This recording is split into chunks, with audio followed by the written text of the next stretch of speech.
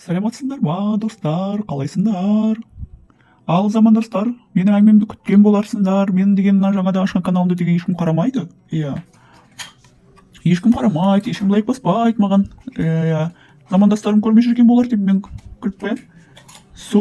Енді менің әңгімем қызық. Мен өмір көрген, пысық келіншекпін. Сондай өзім отырған жерден отын шығарып, отырған жерде деген күлкі, ойын, көңіл көтеріп деген сияқты. Иә, енді біз үлкен келіншектер сондай боламыз ғой. Зажигалка дейді ғой, орысша айтқанда. Иә, енді зажигать етеміз ғой, енді қалған өмірімізде не істейміз енді. Солай, көкелер. Ал енді әңгімелерім болса айта отырыңдар. Енді мен деген кеше құрбыммен кафеге барып қайттым. Содан әңгіменің қызығы кеше дейтін кафеге бардық. 3 келіншек бардық. Сол өзімнің араласып жүрген 2 подружкам ғой. Біреу вахта бойы жұмыс жасайды. 4 жыл болды сол вахта бойы жұмысқа кіргелі. Сол жұмысқа енді сіңді ол. Зарплатасы жақсы. Былай қарағанда енді қазір біреуге көп болар, біреуге аз болып көрінеді. 280 мың қолға алады. 15 күн жасайды, 15 күн демалады. Жақсы ғой. Тамағына жетеді, киіміне жетеді. Енді үлкен әйелдер ғой, енді біздер дейтін бұтқа оралған кішкентай бала шаға жоқ, бәрі өсіп кетті. Андасында немерелерге беремін, ұстатамын қолына ақшамен. Мен сол повармын ғой енді кафеде. 2 жерде повар болып жасап жүремін, содан балам ұрысты. Мама, сен өзің денсаулығыңды ойламайсың, белім ауырады дейсің, аяғым ауырады дейсің, енді кішкене қалсаңшы, бір жұмысты жасап, сол жетпей ме өзіңе? Біз береміз ғой саған деп. Мен айтамын, мен деген тек қана ақшаға құныққан адам емес қой жасап жүргенім. Үйде деген ішім пысады сәксең, немене кафеге барып жүре алмаймыз ғой. Сол кеше кафеге бардық, үшеуміз дейтін столды күшті қылып жайнатып заказ бердік. Жейтін деген мясная тарелкамызды, ассорти барлығын. Сосын ішетін енді қызылымызды, ағымызды бәрін алып ішіп, жастық кезімізді баяғы еске аламыз ғой енді біздер. Иә, еске алып, күліп, ойнап.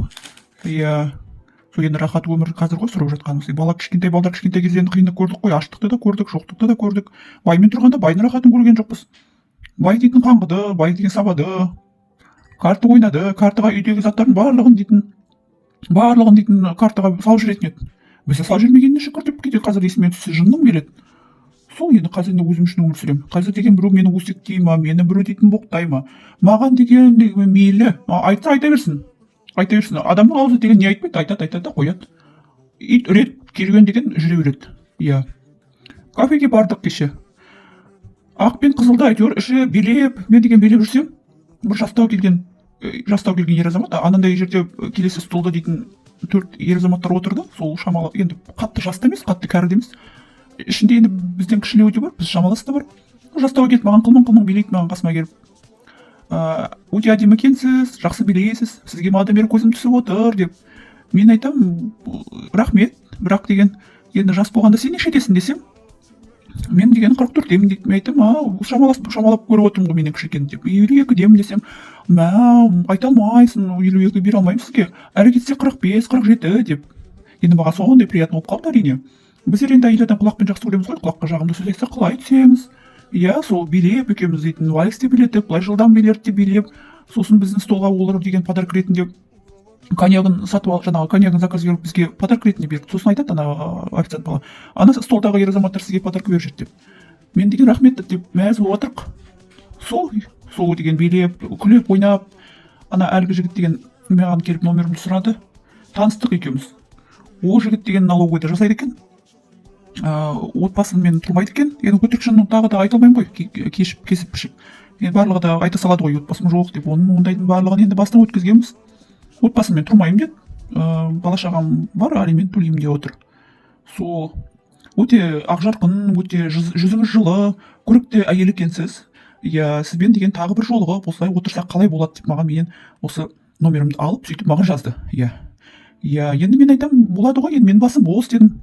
Менің басым бос, мен өзіме өзім жауап бере алатын, өзіме өзім хозяйкамын. Сол енді WhatsApp-қа сөйлесіп тұрамыз, анда-санда маған жазады. Осы кеше маған единица салып жүрген 5 мың теңге. Сізге болып, сіздің көңіліңіз жақсы болсын, көңіліңіз көтерілсін деп. Мен қайда жасайсың деп сұрап отыр. Жұмыс орнында айттым, жасайтын кафеде жасаймын повар болып деп. Сол бір күні сізге соғып кетермін деп. Сол әңгімем енді қатты қызық болмас енді әңгімем. Қатты қызық әңгімелер алда, енді тіркеліңдер, жазыңдар, жерлестер, өңірлестер, замандастар. Ал жаза отырыңдар ер азаматтар, қыз келіншектер.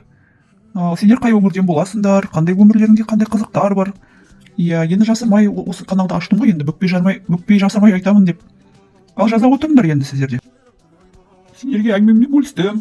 Енді қазір дейтін ужин пісірем ғой. жұмыс істеймін. Мына фаршты жібітіп қойдым. Ол фарш жібігенше шай ішіп алайын бір шынақ. Яшкин вафлимен шай ішіп отырмын мен. Иә, осы маған ютуб жақсы болды. Мына ютубқа бөлсемін. Жақсы ютуб, тиктокқа тиктокты жүргізе алмаймын. Құрғыр тиктокты үйреніп алу керек еді. Тиктоктан қараймын өзім видео, қызық видеолар шығады ғой. Тиктокта да бірақ общение ұстап жақсы сөйлесуге болады дейді. Иә, енді жаза отырыңдар ал сендер. Мына әйел дейтін көп сөйлейді екен деп өйтіп жазғырмасыңдар енді. Ай менің де жақсы айта білген ол да өнер ғой.